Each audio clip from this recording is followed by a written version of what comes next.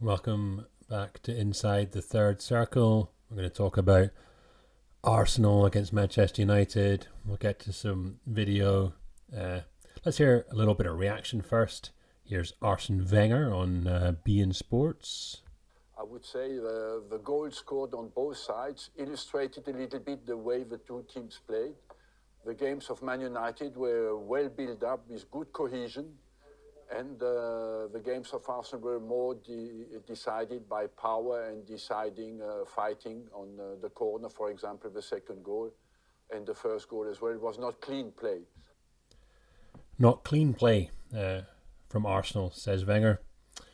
Possibly not surprising that Arsene Wenger doesn't really identify with the stylistic choices of Arteta's attack, which we'll get to with the video, but I think we're all very familiar with the emphasis on set pieces and physicality and duels and all that kind of thing. So Wenger was impressed, right, with the cohesion of Carrick's United, and I think that's important. I don't think it was by any means some kind of transitional smash and grab from Carrick's team, but yeah, Wenger not overly enamoured with the style of his former team. And, you know, there's been a lot of, I think, reaction to the game against Manchester United. But it's been clear that, you know, Arteta's Arsenal have been playing this way for a while now, right? I tweeted this in December 2024. And this was in the opening 20 minutes of Arsenal v Everton. Arsenal played 0 passes into their false nine Havertz. So yeah, this emphasis on keeping the ball or attacking without going through the centre, right? Attacking in wide areas has been really evident for considerable amount of time now in Arteta's Arsenal, like 18 months, maybe more, and that was a change, right? He was playing a slightly more combination focused attack beforehand. But yeah, I think when the results are very good, and of course Arsenal still are on course to win the lot, right? They're in pole position in the big competitions and are favourites. But when points start to slip, a couple of draws, now defeat, emphasis gets put right on what the shortcomings of Arteta's approach might be, and yeah, for me, this stuff has been there all along. The emphasis on set pieces and wide progressions rather than utilising and perhaps maximising some of the characteristics of the attacking players that he has. Guillaume Balaguer, he's a Spanish football journalist and author of books about the success of Spanish coaches, I guess, generally speaking. Balaguer takes a more favourable view of Arteta's Arsenal in this tweet, quite a long tweet. Now that Arsenal fans are booing their own team, that's true. As far as I'm aware, there was boos at halftime, which I guess is a little bit odd considering how successful Arsenal have been this season. But I guess it points to some of the things that we're talking about here. Now that Arsenal fans are booing their own team and former players are lining up to criticise, let me offer the bigger picture, says Balaguer, the one you hear across Europe. Balaguer, the voice of Europe, it would seem here. Arsenal are not seen here, Europe, as a team that has stalled. They are seen as a reference point, as the team many look at when trying to understand where elite football is heading. So Arteta's Arsenal, a vision of the future for Balaguer. The game has shifted. It's no longer enough to dominate the ball or to attack well. The top sides now compete in and often decide matches through the 4 phases that make teams excellent: organised attack, attacking transition, defensive transition, and structured defence. That's not really saying anything. At the highest level, those phases matter more than possession percentages or aesthetic debates. Again, I don't really Under Arteta, Arsenal control space, time, and another very important element, rhythm. They are aggressive without being chaotic, but can create chaos to find gaps. They are compact without being passive. Their pressing is prepared in detail. Lose the ball and the reaction is immediate. The opponent is denied oxygen.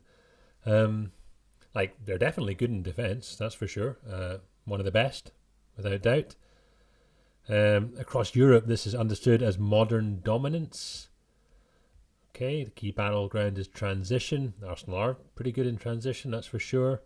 Not what you do with the ball, but what happens the instant you lose it. Yeah, again, defensive rhythm has overtaken offensive rhythm.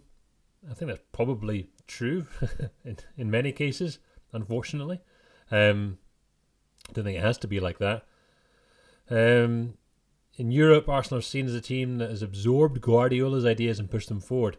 They have strengthened them for a football world that now plays faster, presses harder, and totally punishes hesitation. At the very moment Arsenal are being questioned at home, they are being analysed as a model in Europe, I suppose. Well, I mean, I don't see Arsenal's approach really as something that's going to be shaping the future. You know, like you mentioned Guardiola there, and, you know, that certainly did shape the entire world of football, and academies and coaches everywhere were, you know, quick to see the advantages that this style of football could give, and it was a different way of looking at football, of possessing the ball, and organising the team to keep possession and control and create chances. I don't think academies will be, you know, taking Arteta's wing and set piece focus as, you know, foundational to their approach. Maybe they will. Some people will take things for it, that's for sure. But I don't see it as some kind of new dawn. You know, for various reasons. There's just if you're not going to put so much emphasis on the open play attack, you're losing a huge amount of potential advantage, right? Of course, there's advantage to get from emphasizing set pieces and wide attacks, but if you're just going to forego so much of the open play attack, then you're turning away from very rich resource of chance creation, right? And I can't see that being entirely appealing across the board. And, you know, Arsenal do a lot with the blocking the goalkeeper, this kind of thing, and there could be rule changes that come into, you know, this is May Amador on Twitter, talking about strategic solutions as well to set pieces, but yeah, rule changes, you could have more protection for goalkeepers. Strategy wise, May Amador talking about Chelsea's example with Bernardo Cueva, their set piece expert, the Mexican, just leaving more people up front, right, and forcing Arsenal to react by taking people out the box and stopping those crowd scenes. So various ways that the set piece focus can be combated. So yeah, that's kind of the context, I suppose. A lot of people are talking about all this stuff now. So this game was a really interesting manifestation of a lot of the topics that are being talked about across the broader football tactics discussion. So let's have a look at some video. Here we go. Early in the game, Arsenal on the ball, Odegaard, little dribble, ball circulation. Yeah, and Arsenal, I mean, early, you can see not particularly interested in finding solutions through the block. Okay, it's not easy. It's tight spaces in there. You can see already the idea to come out, right? Saliba saying, give the ball over here.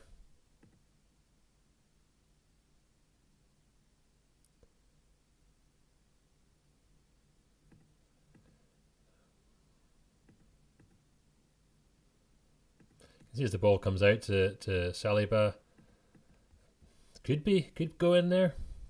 Little ball in. For Odegaard, third man, maybe. Zubamendi. There's always opportunities to play through if you want to try them. You know, they are always there.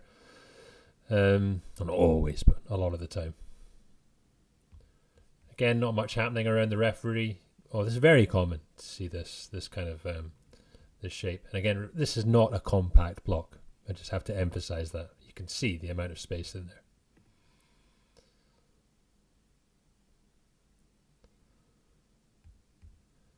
Arsenal preferring to draw United out. I'm going to move my face a little bit here.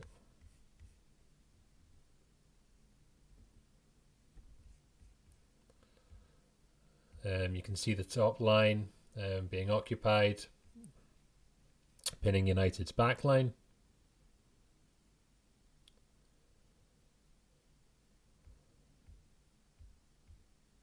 Odegaard rolling out.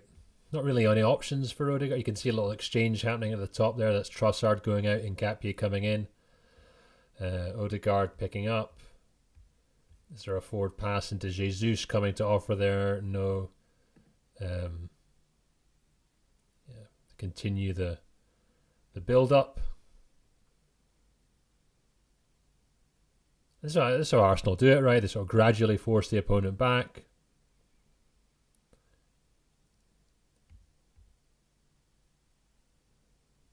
To these kinds of situations. It's kind of back where they started now. And again, not really an interest to play inside that block. To look for Jesus. Jesus kind of half offers, but it's not really on. There's no one around him anyway to make a connection. And this is typically what Arsenal are going to look for. You see the five across the front to overload that United back four. Nkapie and Timber in those half space positions, allowing the midfielders, your Rice, Odegaard, Zubamendi, sort of control the game from the base, and then look for these wide switches to get Saka on the ball. You know, the majority of the attacks coming through Saka down the right, and an attempt to cross. That's often what we're seeing. A bit transition moment this time. Nice little nutmeg from Saka there. Dorgu. Inside ball. And again, this is like, it just doesn't seem like Gabriel Jesus, you know? Nice play from Saka. You know, there's options here, right? You can play a little tap to Odegaard, a little left foot pass to Rice. It's 2v1 there. But there isn't eyes. It's all about perception, right? There isn't eyes from Jesus to look here. It's almost as if it's just automatic to go wide. And it's to Nkapie, then to Trossard. And this situation here, now, I mean, you know, United get organised. Trossard has a 1v1. But that situation is not as good as this situation could be. Left foot into Rice right now. Jesus can do it. There's no pressure here. A little bit pressure from behind, but easy pass to make. But they end up in this wide situation. Trossard 1v1. And that's why it feels like it plays for corners, right? It's just exactly situations like that. You could attack through the centre, but it goes wide for a 1v1. And it goes out for a corner. Arsenal draw out United here. You know, smoothly go through them pretty easily. It's Nkapie who's wide. And these kind of situations, I mean, again, easy pass. This is not a difficult pass on Nkapie's good foot. That's Trossard in there. Arsenal have 4v3 in the centre here. And the gap is open. You know, as United jumped up to press, they've been turned around again. There's a big gap between midfield and defensive lines now. It's not like it's a small window. That's a big window to play in there. And you can do all kinds of things once it goes in there. But it's not even on Nkapie's mind, right, to play that pass. Stop, slow down. Now Rice, like, no one's playing with Rice. The ball goes back. Where's the little option here? Short one, Jesus short, Odegaard short, no one interested. A lot of depth runs all the time, strung across the 18-yard line. Timber wants it. Saliba saying, yes, let's get it out here. Let's not try and penetrate. We're not going to go through there. Again, you can see the attack strung out across the line. And eventually, Rice says, okay, here it comes. Timber now pointing to Saka. But this is like, if you're Luke Shaw, you know where the whole Man United defence know where this is going. It's going to Saka. Timber is pointing. Like, everybody knows, and the stadium knows this is going to Saka. So it's absolutely no surprise that Shaw can read it and take it. I talk about deception a lot. This is the opposite of deception. You're literally telling the opponent what you're going to do. Even though it may be obvious already, the hand gesture's there, just telling you where it's going. And Shaw can step in. United get to breathe, right? Consolidate a bit of possession, get themselves foothold in the game. A little bit of United possession. I'm just going to move myself down here. United on the ball. I think they did really well in possession, Manchester United. I know Arsenal had the ball for the vast majority of the first, 25 minutes or whatever. But they didn't threaten that much. They had a transition chance when Bruno got snagged, and then there was the header from a free kick, which was saved. But United, when they got on the ball, I thought they were able to do enough, right, to give themselves energy, to give touches of the ball to the players, to feel, into the game and get some rhythm. And they were able to have moments like this where the tempo is slowed. Casemiro just had a little knock there, which is why he's just sort of walking back. And Arsenal weren't overly aggressive. Again, maybe a little bit fatigue or whatever. But yeah, I think United did well. Lissandro was fantastic on the ball. And we started to see, bits of play like this, where you can kind of see the ball orientation of the United team, right? Different to how Arsenal were doing it, spreading out and transferring the ball sort of around the perimeter of the United block. United there here with Maguire not wanting to come out there away from the pressure, but actually turning back, going back into that side. And as this ball is played back to Casemiro, the idea is to go through, right? And it's actually Bruno in the nine position. First time round inside diagonal pass from Casemiro. I think as well. I mean, it's one of United's first possessions, so yeah, feeling into the game. I think there's opportunity. It's Ahmad here.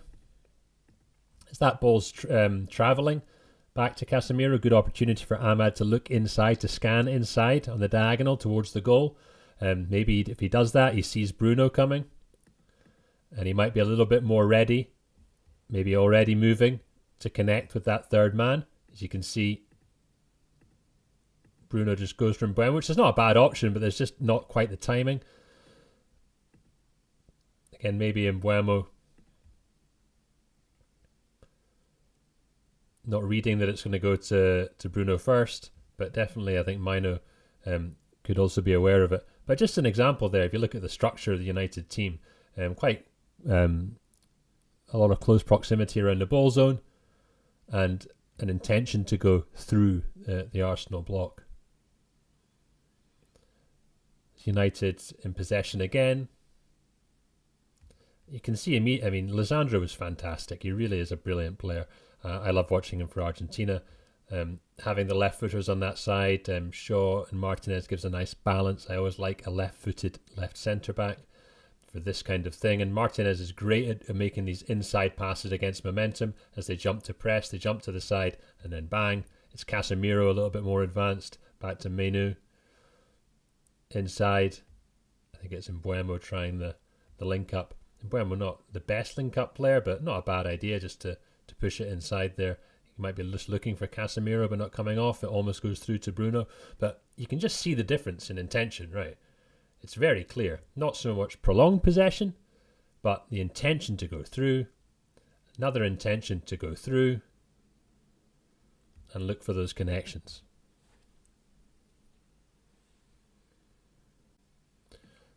Arsenal build up here. Very common picture this in modern football. 2v1, the defending team centre backs on the 9, which means that you're -1 at the top end, and Arsenal very good at finding that free man in their build ups. They're very good at that. Just with simple mechanisms like that, you know, the striker or Bruno here jumps to press the goalkeeper. As soon as he does that, then there's a free centre back, and all the midfielder has to do is just drop in. Then we get a little carry forward from Saliba. Rotations from Saka. It's Timber going. Ball in. And this is interesting for me again.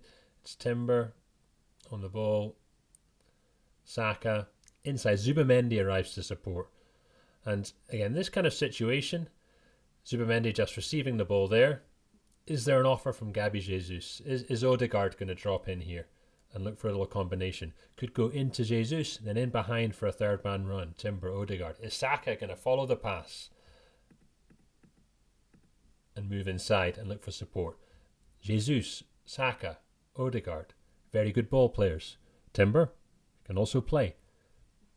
Okay, but then Zubamendi's orientation arrives immediately. Open the body.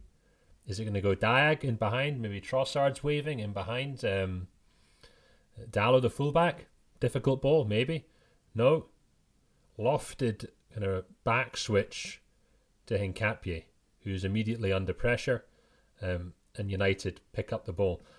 I find this very interesting that Zubamendi's perception is that way oriented when there are, Arsenal's best attacking players, and he's not under immediate pressure here. There's not like he's not going to get clattered. Fernandes will get to him pretty quickly, but he could take a first touch here and then look for some kind of play. Good opportunity to do that. It's not on his mind. Neither's the Diag. He wants to go wide. He wants to go out, away from pressure, and there's no advantage. It's a disadvantage there by that action.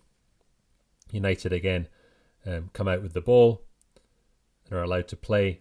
They're allowed to get energy. They're 1-0 down at this moment. Lissandro again looking for forward passes. Bruno's perception is inside the pitch, not wide, not to turn out and play Dorgu, but to look inside. It's Casemiro who's there a little bit higher up. He plays it wider. I think Dallo should play inside to Mbeumo again. There's so much value in just simple inside passes, and they're so often ignored. Dallo there, just hitting across. It's like there's a great opportunity there. Just play Mbeumo. It's an easy pass. So many times these options are not taken. It's quite amazing how many advantages are ignored. But okay, set piece. It's the goal, I think, the 1-1. Rotation, Zubamendi drops, Timber goes wide. Rice arrives, bounce. Rice moves away. He wants the ball. I can see why Zubamendi doesn't play that one, but he could play that one if he's being aggressive. But I don't think it's a massive issue. Saliba, look as the ball goes back to Saliba, look where Saliba's looking. He's looking forward. I'm surprised Odegaard doesn't drop in here. Rice is running that way. He can't do it. At this point, for me, it's like the last one we saw, the deep build-up.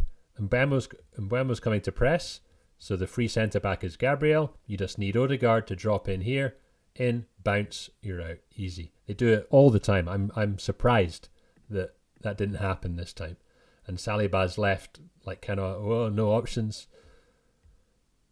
I think Odegaard realises too late. And the ball goes back to Zubamendi, who can for sure do better, and that's where the goal comes from. Into the second half, little transition moment, combination for Arsenal. Zubimendi plays it behind Saka. United recover the ball. And again, I think just an example right at the start of the second half of how good United were in possession. Again, not in a big rush, little short passes. Midfielders close to each other. Casemiro, Mainu, Fernandes. Again, you can see clearly that the ball orientation of the team in this moment. I'd like to see Mbeumo move over in these moments. Maybe a more natural 9 or central oriented player. I think Cunha and Sesko would probably be around here. It just gives that extra dimension to any potential combination or attack, right? It can go into the 9, lay off, flick round the corner, this kind of thing. I don't think Mbeumo has to be there. I think he can go over. I don't think Ahmad's got that side of the pitch, no problem.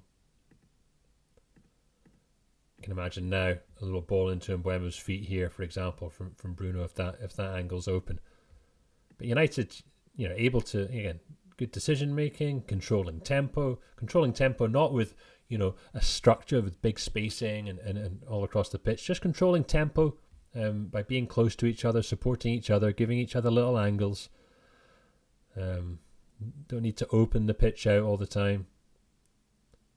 It's Martinez this time again, not opening out to Maguire, just going back in. Here comes the pressure. When the pressure comes, they try a combination, back flick, and they nearly get it, right? Nearly get it on Shaw. And it goes out. But no, another nice example of United's possession play.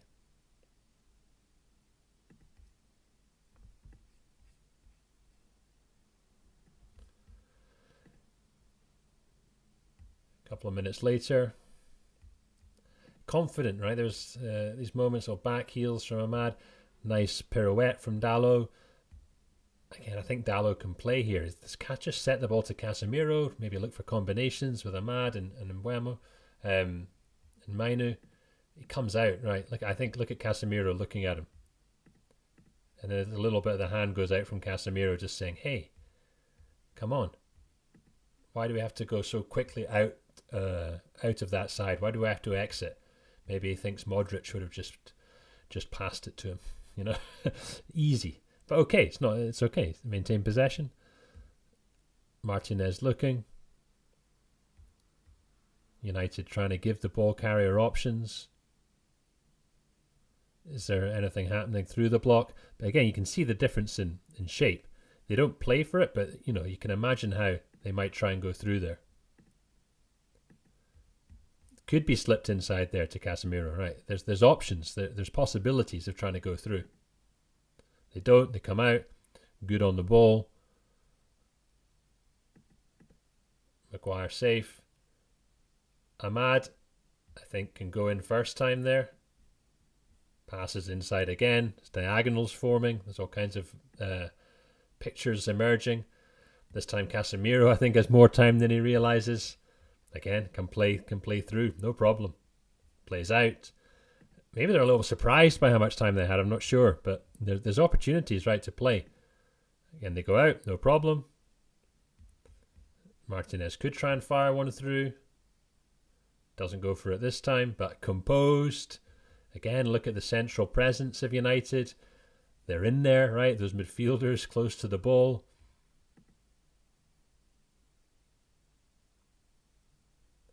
Maguire to Ahmad. And eventually they pay the price for not really taking any of those progressive options. And Maguire just gives it a bit of a punt. But they recover it. A little bit scrappy.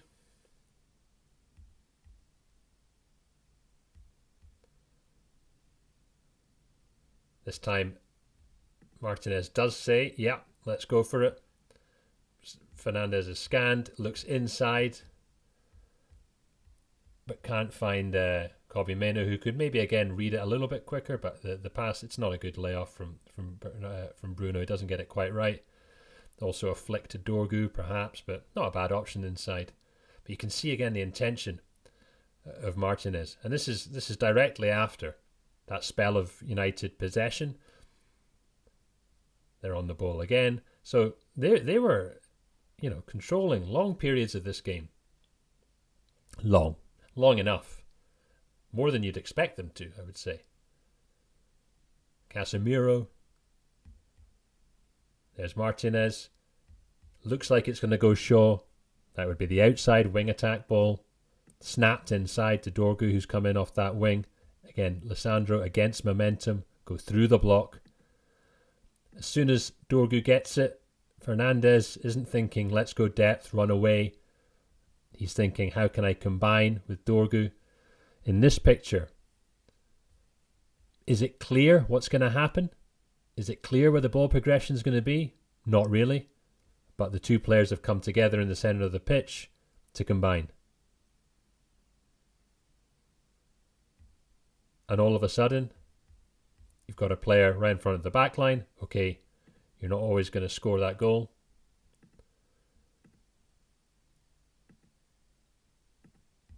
But it's the combination play that opens up the chance. Inside pass from Martinez.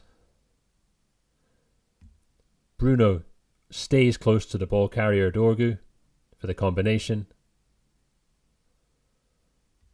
Couple of bounce passes. Dorgu's in. So bearing in mind what we just said about Bruno, staying close to the ball carrier to be an option for the combination, the double 1-2s it turned out to be. There's a contrast here, and Eberechi Eze is now on, been thrown on by Arteta, chasing the game, 2-1 down, receiving the ball inside. And I think it's really interesting here. As soon as Eze turns, faces goal, look at the movements of Saka, of Marino. There's Gabriel over there. Also, where Gyökeres is oriented, they're away, right? They want to go in behind. As soon as that, there they go. Gyökeres, Marino, Saka, all running away. Now, doesn't have to be like that. Marino could just pop himself here, short pass option. Saka could pop himself here, short pass option. Yeah, Gyökeres could try and show for a ball through and maybe a flick for the third man. There's different variations of what could happen. But everyone runs into depth. And I think that's quite instructive, again, about Arteta's attacking approach. Loves to go to depth. Really doesn't want to lose the ball or combine in these areas inside the block. Seems much more prepared to lose the ball or behind the 18-yard line, right, in that far zone of the pitch. And, it's understandable. But if you watch, Eze for Crystal Palace, he can bounce the ball with Mateta, look for combinations, give and goes, pass and move. There isn't really a pass and move option there, like Dorgu had. And he actually gets intercepted, right, lose the ball. They get it back.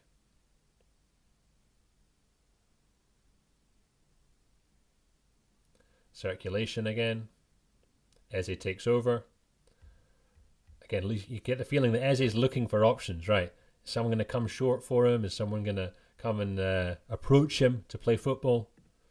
Not really. It's being, I think, the Arsenal players, Rice and Saliba, and I think it's Ben White there saying, no, just come out.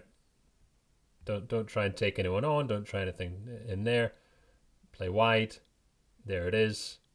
Wide to Saka. And Saka can try something. But it's a cross. And there's lots of crosses that didn't find the mark. But again, just an example there. Like, you can feel Eze wanting to do something here, but it's not on. Okay. You can accept it. But I don't think it's any surprise that perhaps Eze hasn't shown his best form. Here there's similar things happening in this attack. Gyökeres runs a channel. Nice inside ball there. I like that one from Gyökeres. Eze makes the little run, and Marino just isn't, again, perceiving this little option of this slide one inside. I think Dallow's playing inside, playing him onside, sorry. I think maybe that touch just gets the ball away from Marino a little bit, maybe, and that's what affects his ability to put that one in. But again, it's about the characteristics of the players and the positions they're in. Is Marino the best player to be unlocking defenses with little slide rule passes? Because that's definitely on. Little ball in for Eze. It goes wide. That's the pattern we see. A scooped wide for Trossard. He gets a 1v1. Beats his man, but then you've got Eze in the middle as a number 9. It's not really his game. Attacking crosses like that. Arsenal recycle again.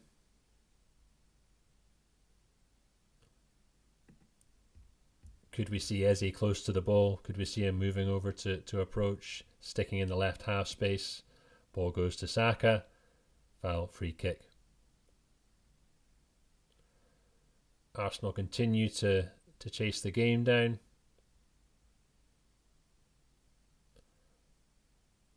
Eze again on the ball. Is there something inside here? I think it's Marino. I think he wants the ball there. But Eze is just, I don't know. He's not the...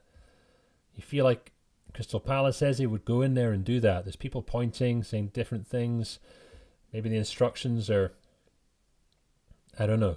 It's odd. To me, there's lines of attack here that I would expect Eberechi Eze to make. And he just looks a little bit like he's stuck in between ideas. He's not doing anything. And even the crowd get a little bit restless, I think, here. And then it's like, okay, I'll just circulate the ball again. You just expect, Eze just to suddenly whip one in there and follow the pass and go and take this kind of initiative. But it's not there. So I'll just pass it out wide. I'll stand in the half space now. Okay, I'm in the left half space. I'll just bounce it. And it goes, guess where? It goes wide again for Trossard. And that's the thing. I mean, there are many players that can do this job that Eze's just done there. But the point of having Eze is that he's not just a half space player, like a cog to bounce the ball off. He's a guy that can actually create on his own. And again, it's Trossard in the wide area. Again, a cross. Again, nothing there. Saka came over to the left, which I liked. It was late in the game. Means he can play closer to Eze. Is there an option there? Even just to fire it inside? Maybe not.